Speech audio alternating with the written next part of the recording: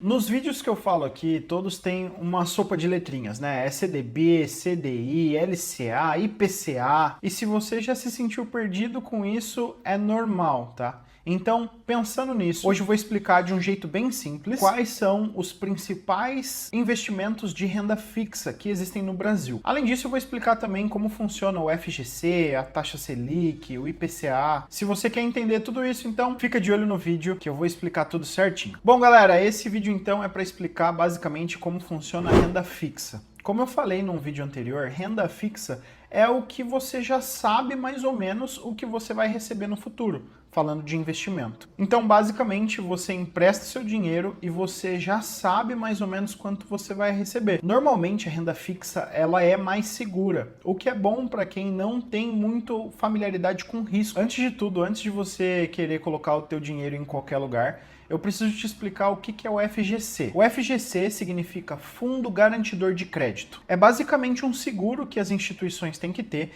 que protege o seu dinheiro até 250 mil reais. Então, se você colocar o teu dinheiro em alguma renda que tem essa proteção, o teu dinheiro vai estar protegido. Então, a instituição pode falir, pode quebrar, que você vai receber o seu dinheiro normalmente.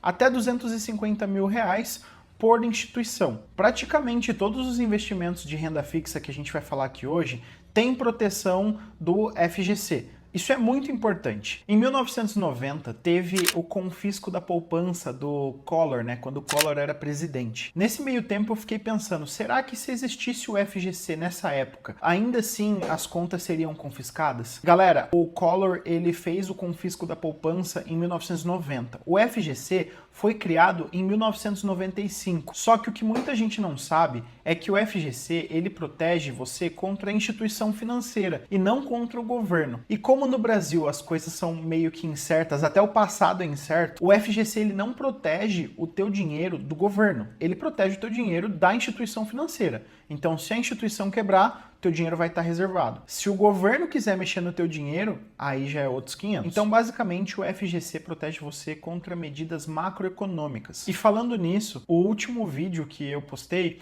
teve uma pessoa que perguntou por que eu devia dividir a carteira daquela forma e não colocar tudo em um ativo só, para focar num ativo. E é justamente por conta disso. Se você colocar todos os ovos de ouro em uma cesta só, você corre o risco de acontecer alguma coisa e você perder o seu dinheiro. Então, a coisa mais importante é você diversificar a sua carteira. É não colocar o seu dinheiro em um ativo só, é sempre diversificar. Isso é muito importante. Ter a máxima diversificação que você puder, porque isso garante que você vai estar protegido contra essas situações macroeconômicas. Galera, isso não é uma recomendação de investimento, tá? É o que eu vou fazer na minha carteira. Aqui é totalmente educativo. Depois do FGC, uma outra coisa que eu preciso te falar antes da gente começar a falar de investimentos, na verdade são algumas coisas. São os índices, que são os principais índices que a gente usa aqui no Brasil. O primeiro deles é a famosa taxa Selic. Uma quarta-feira por mês, o Copom, o governo, se reúne e define qual vai ser a próxima variação da taxa Selic. Selic significa Sistema Especial de Liquidação e de Custódia. É a taxa básica de juro do país. Ela é basicamente a arma que o governo brasileiro tem para se defender contra a inflação. E assim ele influencia a economia, variando a taxa Selic. Um outro índice que a gente escuta muito por aí é o IPCA, que é o Índice de Preço ao Consumidor Amplo. Basicamente, essa é a inflação real que a gente sente no bolso. O IBGE vai lá e fica verificando preços em alguns lugares do Brasil. Com a variação do preço, ele define qual que é essa taxa. É a taxa real, assim, que a gente sente no bolso quanto variam os preços do produto. Além disso, existe a taxa IGPM, que é o Índice Geral de Preços e Mercado, que é o mesmo que o IPCA, mas para variação de aluguel. Essa é basicamente a forma correta de você reajustar um preço de um aluguel. Um outro indicador muito importante que a gente ouve muito por aí é o CDI. Normalmente CDB e CDI eles andam juntos, mas o CDI é um indicador. Ele significa Certificado de Depósito Interbancário. Ele funciona assim: os bancos têm que fechar todos os dias o caixa. Mas tem alguns bancos que fecham com caixa negativo e outros com caixa positivo. Então, existe essa comunicação entre os bancos que empresta dinheiro de um para o outro. O cálculo é feito pela B3, que é a Bolsa do Brasil, e o valor dá mais ou menos 10% ao ano. Então, basicamente, o CDI é o dinheiro que os bancos emprestam entre si para fechar o caixa no final do dia mais ou menos zerado. Bom, agora vamos falar então, de fato, de alguns investimentos. O primeiro deles, o mais famoso e mais popular, é a poupança, que na verdade o nome correto seria caderneta de poupança. Uma curiosidade legal é que ela foi feita lá em 1800 e alguma coisa por Dom Pedro. Então dá pra gente até falar que a caderneta de poupança é uma das coisas mais antigas que tem aqui no Brasil, falando de investimento. Basicamente a poupança funciona assim: você empresta o seu dinheiro pro banco, deixa lá por pelo menos 30 dias, e nesse tempo o banco usa o seu dinheiro para fazer outros empréstimos, para pagar outros empréstimos para outras pessoas, fazer financiamentos. O banco usa do jeito que ele quiser. E depois o banco te devolve com um pouquinho de juro. O que pega na poupança, que é tão ruim, é que o que ele te devolve de juro é tão pouco que quase que não vale a pena. Além disso, uma outra coisa que é muito ruim é que ele só vai te pagar se você retirar no tempo certo, a cada 30 dias. Se você tentar retirar em 45 dias, o que vai ter rendido para você são só 30. Ele não vai te pagar os outros 15 dias. Como a nossa taxa Selic está bem alta, hoje em dia a poupança paga 0,5% ao mês. É muito pouco. Acaba meio que não valendo a pena. A vantagem é que ela é isenta de imposto de renda. Ela tem liquidez diária, tem um risco muito baixo e normalmente tem proteção com o FGC. Um outro título de investimento que a gente ouve bastante por aí é o tal do CDB. Ah, o CDB pagou 100% do CDI. O CDI é aquilo que eu tinha falado, né? Que o banco empresta dinheiro para o outro banco e tem uma taxa, que é mais ou menos 10% ao ano. O CDB, ele significa Certificado de Depósito Bancário. Ele é emitido por um banco, que é basicamente quando você empresta o seu dinheiro para um banco e ele te devolve já com uma taxa pré-fixada. Normalmente é pré-fixada. O risco normalmente é baixo e ele tem proteção do FGC. O tipo de liquidez, né, quando você vai receber o seu dinheiro, ou é diária, então todo dia você recebe, ou é no vencimento. Quando a gente fala que é no vencimento, é basicamente quando você define um prazo. Ah, vamos sacar esse CDB em 2030. E aí em 2030 você vai receber o rendimento. Um ponto negativo é que tem um imposto de renda na fonte, mas ele é regressivo.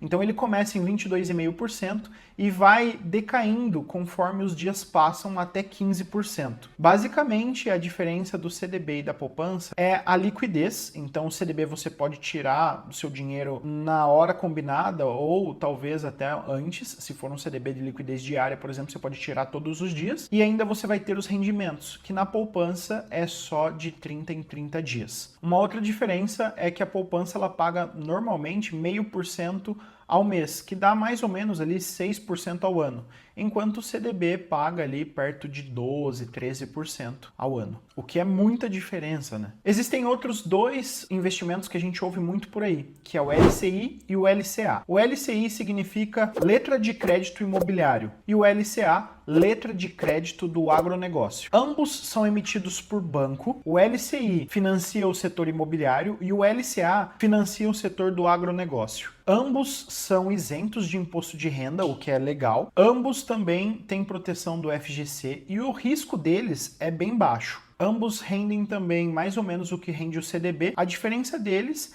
é que normalmente a liquidez vem lá no vencimento, então você vai pegar o seu dinheiro só no vencimento, e como não tem o imposto de renda, ele acaba rendendo um pouquinho mais no final do dia do que o CDB, que é uma ótima renda fixa. Normalmente os vencimentos são a partir de 45 dias, o que é bem massa também, por ser um período curto. Uma outra série de investimentos que a gente pode falar aqui são os tesouros. Os tesouros são um título público emitido pelo governo e existem vários tipos de tesouro, como por exemplo o Tesouro Selic, Tesouro IPCA, pré-fixado, pós-fixado. Ele basicamente é um empréstimo que você está fazendo para o governo e o governo ele vai te pagar, independente se ele precisa imprimir mais dinheiro ou fazer mais empréstimo, ele vai te pagar. Normalmente as taxas são bem atrativas. Como ele vai te pagar de qualquer jeito, o risco dele é muito baixo. A liquidez dele é diária, normalmente o imposto de renda é regressivo, igual ao CDB, que começa em 22,5% e vai até 15%, E dos títulos que a gente falou, o Tesouro Selic é o que paga normalmente a taxa do Tesouro mais a taxa Selic. O Tesouro IPCA é o Tesouro mais a taxa do IPCA. E o pré-fixado é aquele que mostra para você o quanto você aceita receber no final, independente da inflação, da taxa Selic ou do IPCA. É um ótimo investimento também. Acho que de renda fixa esse é um dos melhores, assim, falando em risco e em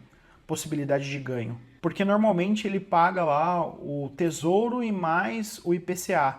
Então, no final, você vai receber o que o teu dinheiro desvalorizou valorizado. Além disso, existem as debentures. Debentures são cartas, né, dinheiro que você empresta para outras empresas. Como você empresta para outras empresas, não tem proteção do FGC. Isso significa que você pode perder o seu dinheiro se a empresa falir, por exemplo. O risco é um pouco mais alto, né, por conta disso. A liquidez normalmente é baixa e também tem um imposto de renda. O imposto de renda é regressivo igual o CDB, enfim. Esse é um pouco mais arriscado. Se você for investir, você tem que conhecer muito bem a empresa que você está investindo, porque é bem perigoso. Mas pode te dar altos retornos. Se você conhecer a empresa, quem sabe, vale a pena. Os últimos investimentos que a gente vai falar aqui de renda fixa são o CRI e o CRA, que são usados para financiar o setor de imobiliário, no caso o CRI, e do agronegócio, que seria o CRA. Eles são certificados de recebíveis imobiliários e certificados de recebíveis do agronegócio. Basicamente, você empresta o seu dinheiro para alguma empresa e ela faz esses investimentos, tanto de financiamento de imóvel quanto de financiamento do agronegócio. A vantagem é que ele não tem imposto de renda, normalmente ele paga bem, só que ele é muito arriscado, porque você também está emprestando para uma outra empresa. Bom, galera, esses são os principais investimentos que a gente tem no Brasil de renda fixa. Agora você tem conhecimento suficiente para sair da poupança ou entender melhor como funciona o CDB 100% CDI. É um ótimo lugar para você colocar a tua reserva de emergência. Logo mais, eu vou colocar aqui um vídeo sobre a renda variável e como funciona todos os investimentos que dá para fazer com a renda variável. Se você gostou desse vídeo, não se esquece de se inscrever, de conferir se você está inscrito e de deixar o gostei. E se tem alguma dúvida específica que você tem desses investimentos, coloca aqui nos comentários, que eu vou ficar super feliz em responder no futuro. Eu tô super motivado com os nossos aportes e os nossos investimentos e eu mal posso esperar para a próxima semana para eu fazer o próximo aporte. Fechou? Então até amanhã com a renda variável.